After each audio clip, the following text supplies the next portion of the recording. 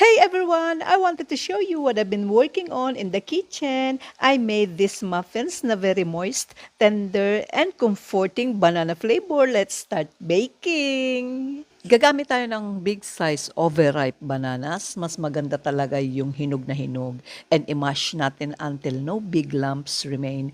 Pero okay lang naman na mayroong mga konting buo-buo. Lagyan ng melted butter, pero i-transfer muna natin sa big bowl to prevent splashing out while stirring. Sunod ilagay ang eggs, vanilla extract, sugar, fresh or evaporated milk, and i-mix na natin using wire whisk until ma-fully combined na ang mga ingredients and matunaw ang asukal. Sa dry ingredients, gagamit tayo ng all-purpose flour, baking powder, at baking soda. Salain natin para ma-filter out any fiber particles and etc. Ibuhos na gradually ang banana mixture sa dry ingredients at i-mix na natin hanggang wala ng buo-buo na harina.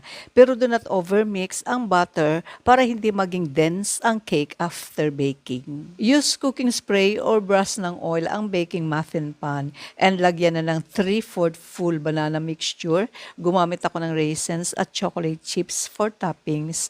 Pero pwede kayong gumamit ng nuts na available sa kitchen mo. Naka-preheat ang oven sa 180 degrees Celsius at i-bake na natin ng 35 to 40 minutes or depende sa size ng muffin. At pagkatapos ng 40 minutes and seeing your baked goods turn out perfectly, it feels rewarding, di ba? Pero palamigin muna at gumawa na ng malamig na inumin or kaping mainit. Tara, tikman na natin, kainan na!